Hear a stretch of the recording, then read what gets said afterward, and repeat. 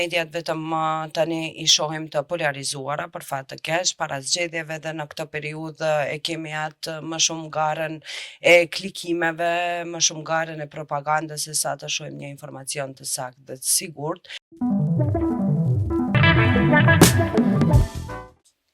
Përshëndetje të dashur miqtë e mi dhe mirë se po takohemi përsëri këtu në studion tonë të bukur të Open Mic. Shpresoj shumë që t'jeni sa më mirë dhe uroj që t'jeni duke ja kaluar sa më bukur. Do të flasim sot mbi rëndësinë e informacionit të saktë. Do të flasim sot mbi rëndësinë e një gazetarie të shëndosh dhe mbi përgjegjësinë mediatike dhe kryesisht mbi etikën në media. E këtë temë patjetër që do ta trajtojmë me një profesioniste të kësaj fushë, e cila është një grua zonjë që ja kushtoi gjithë jetën e vet, mbase do të thoja gazetari së shëndosh, që njëkohësisht është kryetare e Këshillit për Etikë në Media, zonja Nora Kaliqi. Nora, mirë se na erdhe. Mirë se u gjeta, është kënaqësi të dëgjosh nga gjeneratat e reja fjalë të cilat janë të mira dhe të bëjnë që ta kthesh atë entuziazmin dhe motivin të vazhdosh me punë dhe përkushtim në këtë drejtim profesionist të cilin e kemi. Se herë pas here dëshpërohemi. Faleminderit shumë Nora, jam shumë e lumtur në të vërtetë që të kam sot në studio. Do doja kështu ta fillojmë bisedën paksa duke u kyçur direkt në aktuale. Do të thoja meqense jemi edhe në periudhë të fushatës zgjedhore, aktualisht do doja të pyes mbi rolin e medias në fushatat zgjedhore. Apo shndrohen më shpesh dhe më shpejt mediat më shumë në mjete propaganduese gjatë kësaj periudhe se sa në të vërtet burime të mirëfillta informacioni? Po, fatkeqësisht do doja të them dhe t'i miratoj të gjitha ato që the, do të thënë mediat vetëm tani i shohim të polarizuara për fat të keq, para zgjedhjeve dhe në këtë periudhë e kemi atë më shumë garën e klikimeve, më shumë garën e propagandës se sa të shohim një informacion të saktë dhe të sigurt. Kjo e ka bërë edhe zhvillimi teknologjik, zhvillimi i cili po merr një hovë të madh dhe po e ndryshon edhe vetë mënyrën se si pranojnë informacionet nga qytetarët dhe ndoshta jo përshtatja me teknologjinë e re, edhe ne kemi me pas në disa segmente, po dominon në pjesën e mediave digjitale dhe në janë online mediat, ajo mënyra e informimit jo të saktë, jo të drejtë, të pa, do me thënë, të anshëm dhe shohim media të polarizuara të cilat ka një anë apo anën tjetër dhe shumë pak media të cilat janë profesioniste dhe raportojnë për të mirën e qytetarëve. Si mundot në të vërtet një qytetar, do me thënë kur e shikon një lajm, themi ta dalloj, a është një lajm propagandues apo është një lajm, do me thënë i mirëfillt, i shëndetshëm nga një burim i saktë? Po, të ndërlidhem pak me pyetjen e parë, derisa shohim media të cilat marrin në fakt të kompletuar dhe të gatshme një informacion komunikat për publikun nga partitë politike dhe si të tilla ta e publikojnë në faqen e tyre apo në rrjetet sociale, pa i dhënë kontekst gazetaresk apo pa qenë në vetën ngjarje, por duke marrë vetëm nga grupe të caktuara të cilat janë hapur në WhatsApp, në Viber apo dikun tjetër në Messenger, ku kemi vazhdimisht informacione nga të dyja, do me thënë nga më shumë palë, por flasim për opozitën edhe pozitën, tani kemi dy fronte në bllokun politik shqiptar dhe marrim informacione të tilla dhe ato selektohen në bazë të interesit të politikave apo bizneseve të caktuara të mediave e jo në interes të publikut. Mediat, pjesa digjitale apo mediat online, tani media tradicionale tash e kanë pak më të vështirë pasi që duhet të jetë gazetari në vend të ngjarje për të transmetuar një informacion, për t'i dhënë një kontekst edhe edhe kjo i merr pak më shumë kohë se sa një mediumi digital, i cili është në vend ngjarje dhe e publikon një informacion live. Por këtu bëhet selektimi. Selektimi e asaj se cilën parti më shumë e favorizon, cilën anë më shumë e favorizon dhe pa pas palën tjetër. Do të thënë ku nuk ekziston pala tjetër as pak në kritikat të caktuara dhe gazetarët i japin edhe një hovë më të madh vetë përmbajtjes të cilën duan e cila jo shërben më shumë partive politike, jo qytetarëve. Qytetarët me siguri se tani më janë pak më të edukuar mediatikisht të them, dhe shoh se kanë filluar veç më të dallojnë se cilat janë ato media të cilat shpërndajnë më shumë dezinformata, lajme të rreme dhe informata të gatshme të cilat janë të publikuara apo të fabrikuara, them burimin e kanë nga partitë politike. Qytetarët kanë filluar të ndajnë ato dhe e shoh se ka një vedije pak më të ngritur tek qytetarët, ku edhe kërkojnë informacione të caktuara se ku t'i paraqesin media të cilat janë të tilla, të cilat anojnë, të cilat shesin më shumë propagandë politike se sa vetë atë qëllimin që duhet të kenë gazetarët dhe mediumet. Por kjo është e rrezikshme tek një popullat e cila nuk është e edukuar mediatikisht dhe ndikon në formimin e opinionit të tyre. Por është thellësisht e polarizuar hapësira mediatike tek ne, tash para zgjedhjeve. Kjo ndodhet edhe për shkak të financimit të tyre, mbështetjes të cilën i jep shteti dhe mbajnë, do të thënë, aspekti financiar i tyre mvaret nga ato, por edhe ka shumë faktorë të tjerë të cilët janë të lidhur drejt për drejt me krijimin e opinionit të tyre. Ndërsa, cili është roli i Këshillit për Etik në media në këto raste, dhe me thënë në periudhë të fushatave zgjedhore, ku në fakt duhet të pranojmë që presioni mbi media është mjaft i lartë? Këshilli për etik në media, thënë thjesht, në mënyrë më praktike të mundshme, pasi që flasim vazhdimisht për mënyrën teorike se vetë rregullime e të tjera, që t'jemi sa më thjesht për qytetarët, vetë rregullimi është proces, një urë lidhse e besimit për të krijuar një besim mes mediave dhe qytetarëve, për të ngritur integritetin dhe autoritetin e gazetarëve profesionist, për të kthyer besimin në media, pasi që edhe besimi në media është humbur. Dhe me këtë humbet vazhdimisht. Ne kemi një interes shumë të vogël të rinjve të cilët duan të kyçen në gazetari. Pse ndodh kjo, Nora? Për shkak të arsyeve të ndryshme, duke filluar nga pagat e vogla, nga mbështetja nga presionet e vazhdueshme, nga kushtet të cilat ja i imponojnë gazetarit të futet në një vetë cenzur dhe të mos mundet të depordojë jashtë kufive të cilat jo i ka krijuar natyra, por i krijojnë njerëzit që të mundet të jenë. Ndoshta ata hynë në një proces veç më që e ka krijuar dikush tjetër dhe mësohen në një ambient të tillë dhe nuk shohin mundësi shumë për të dalë, për ta ndërtuar veten, për të ndërtuar profesionalisht, por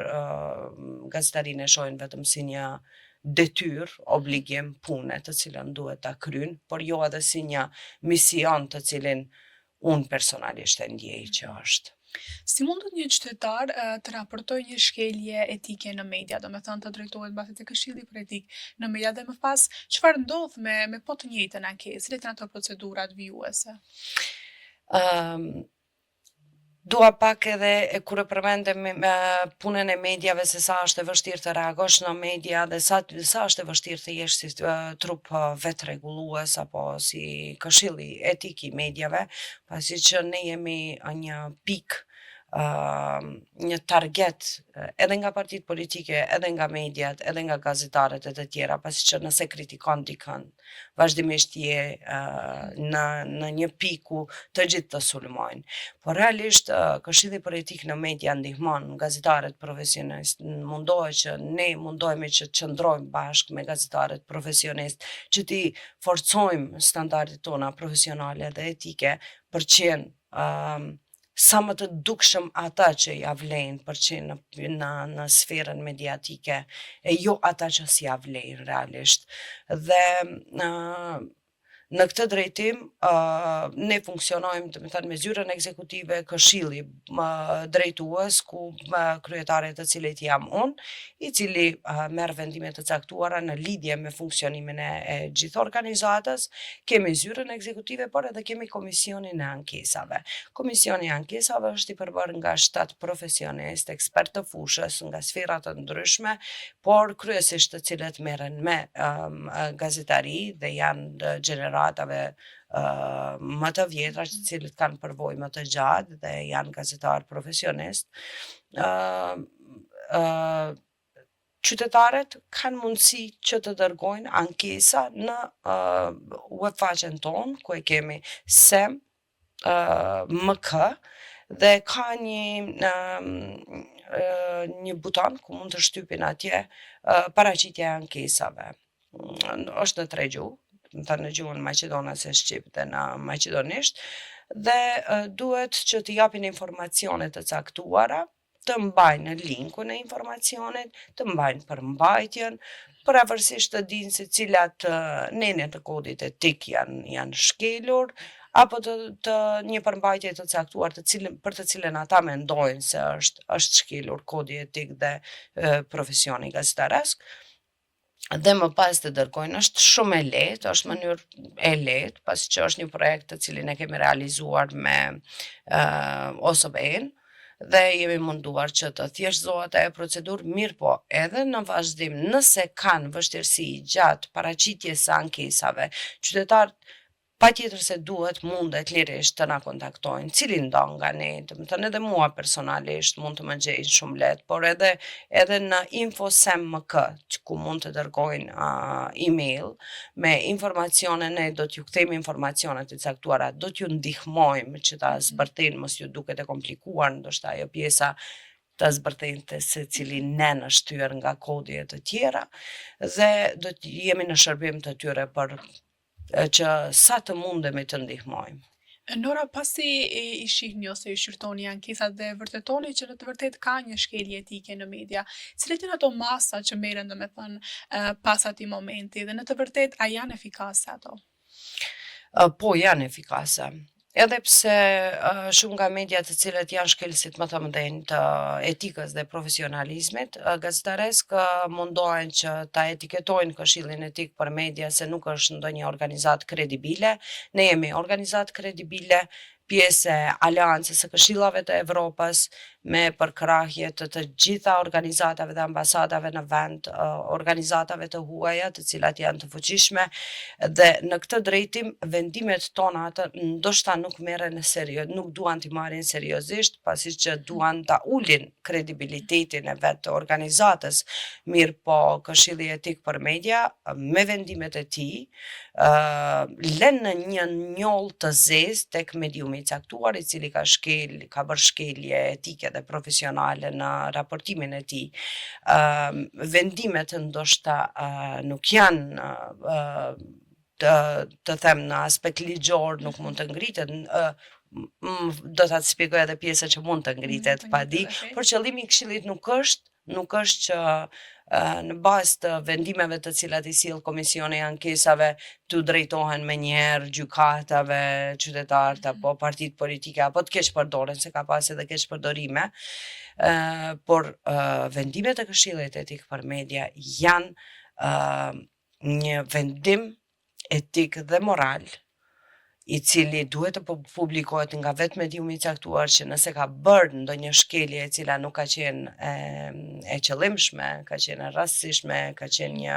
misinformacion i cili nuk është bërë me qëllim të caktuar, por nga presioni i kohës e të tjera, duhet ta publikojnë sepse ka ndodhur një gjë e tillë, ta tërheqin përmbajtjen e caktuar. Por ato media të cilat nuk duan të tërheqin përmbajtjet e tyre, nuk i publikojnë as vendimet e Këshillit në faqet e tyre, dhe menjëherë fillojnë ato ankesat apo sulmet ndaj Këshillit se nuk ka vepruar drejt, apo Këshilli vepron drejt, vepron në bazë të kodit të gazetarëve dhe në bazë të rregullores të cilën e kemi në suazat të Këshillit, i cili është për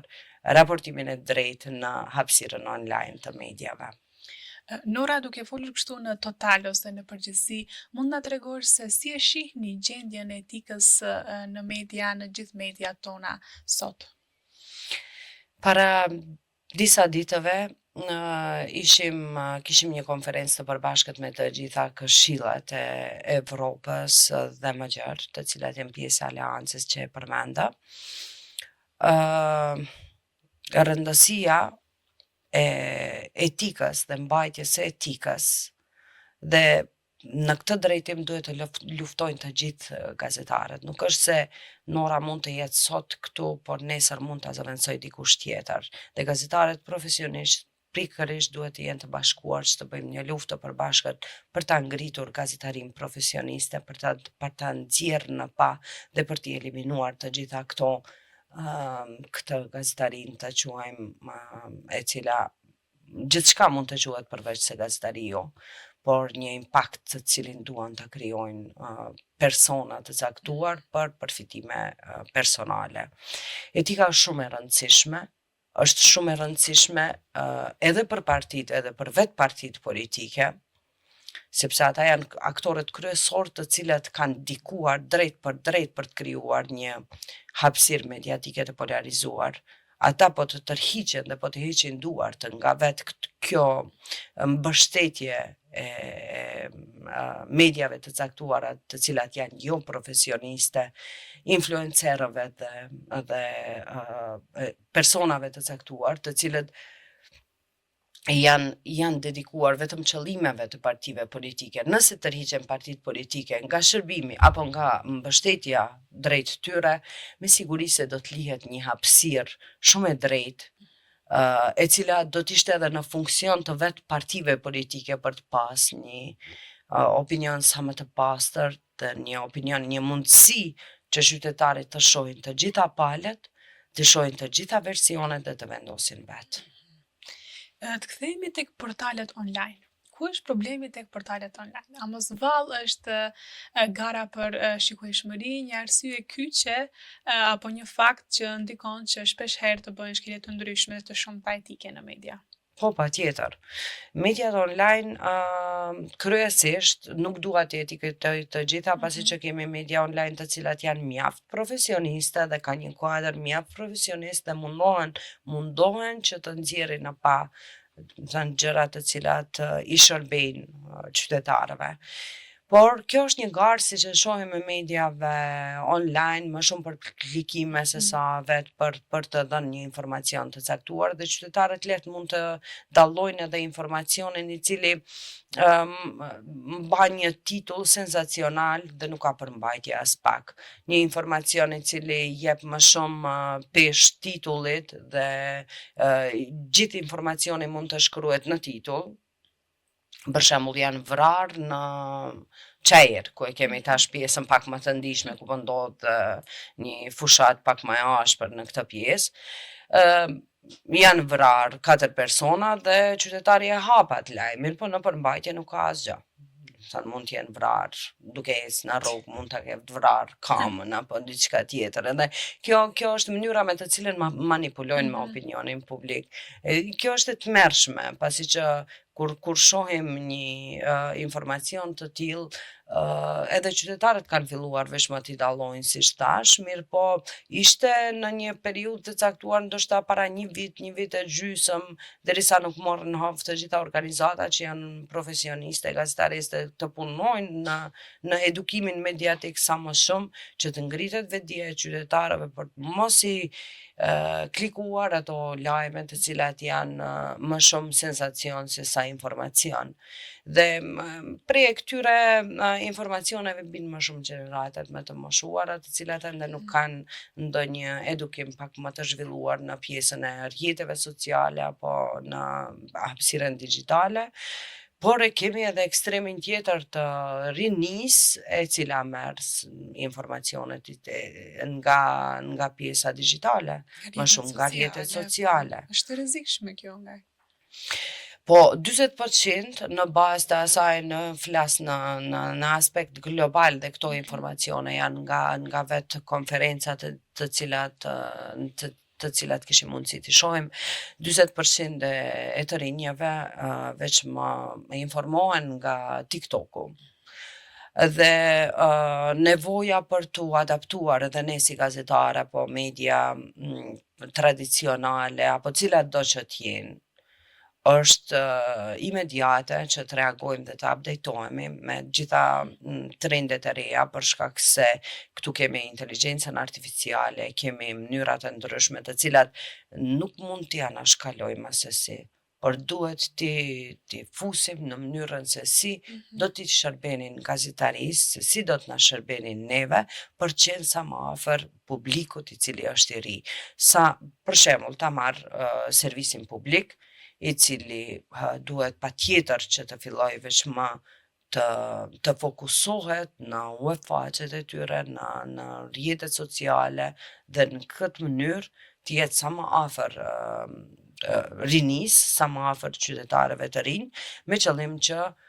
mos të dominojnë edhe mediat të cilat janë jo profesionale dhe të bëhemi konkurrent në atë drejtim që edhe qytetarët të kenë mundësi të shohin pak më shumë e jo vetëm ata të cilët kanë mundësi që apo aftësi që të veprojnë apo të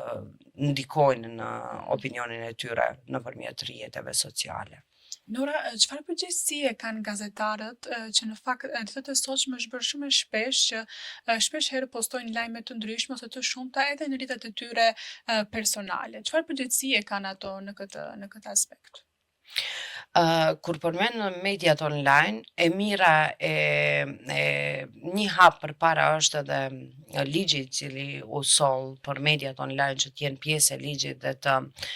të trajtohen si të tilla që të mundet të veprohet në bazë ligjore edhe kundër një mediumi i cili është online. Tani e kemi trupin koordinues në kuadër të Agjencisë për Shërbime Mediatike Audio dhe Audiovizuele, ku bëjmë pjesë organizata e snafe gazetareske dhe nga një përfaqësues i organizatave dhe aty dërgohen ankesa të caktuara të cilat mund t'i shohim në hapësirën online. Dhe këtu përfshihen edhe rrjetet sociale të gazetarëve, ata që krijojnë opinion publik, influencuesve, analistëve, dhe të gjitha atyre të cilët mund të krijojnë apo mund të ndikojnë në krijimin e opinionit publik. Padyshim edhe aktorët politike dhe partitë politike dhe gjithë duhet të përfshihen në këtë drejtim.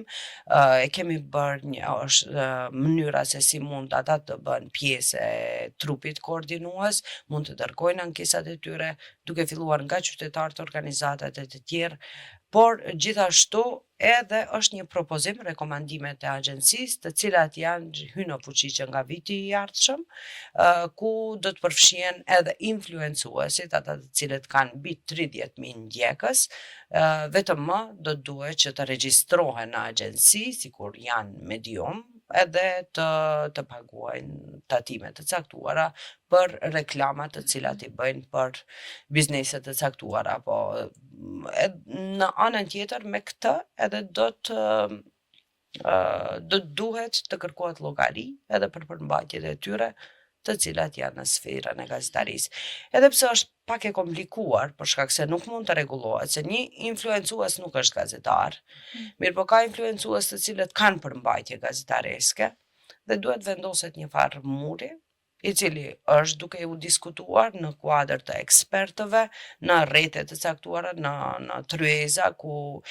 kemi diskutuar shumë gjatë një viti për shkak se jemi duke e përpiluar edhe kodin e ri etik të gazetarëve, ku do të futen edhe trendet e reja, temi se si të përdoret inteligjenca artificiale dhe si të veprohet kundër influencuesve. Nora, a lidhet cilësia e demokracisë me cilësinë e informimit që kemi? Patjetër që po. Shtylla e demokracisë është informimi i drejtë dhe i saktë. Liria e shprehjes është një ndër të drejtat themelore të njeriut dhe ne s'mund ta anashkalojmë atë.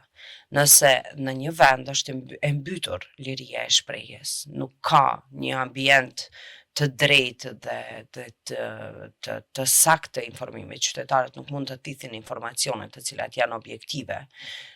në atë vend nuk mund të shohim demokraci të zhvilluar. Ne e shohim se kishim në një periudhë ku kishim një zhvillim demokratik, mund të them, në aspektin e zhvillimit edhe të mediave dhe dole në pa.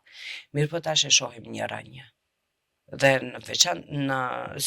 sinqerisht kjo mua personalisht më shqetëson, pasi që me rënjen e besimit në media dhe me ngulfatjen e mendimit kritik, ne ngulfasim demokracinë tonë dhe prap ndahemi, përqahemi dhe në asnjë mënyrë nuk jemi të unifikuar për ta quar këtë shtet përpara. Nora, për fund, mund të na tregosh për gjithë teleshikuesit që po na ndjekin, por pas edhe gjeneratat e reja, pse është rëndësishme që të rinjt të votojnë?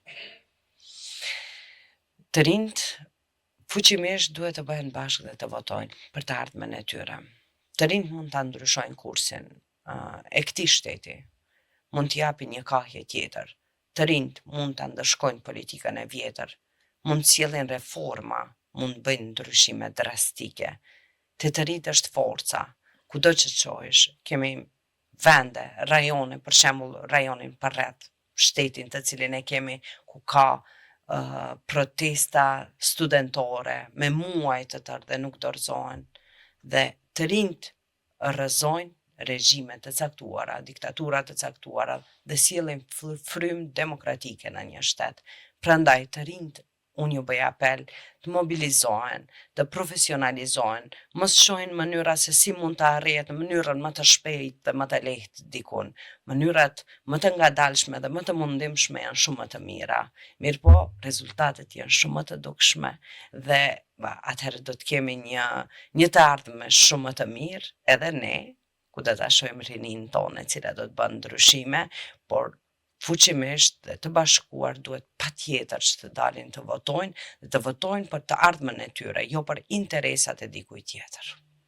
Nora, falenderoj shumë që ishe sot pjesë e jona, ishte një bisedë me vërtet shumë e këndshme dhe frymëzuese nga ana ime.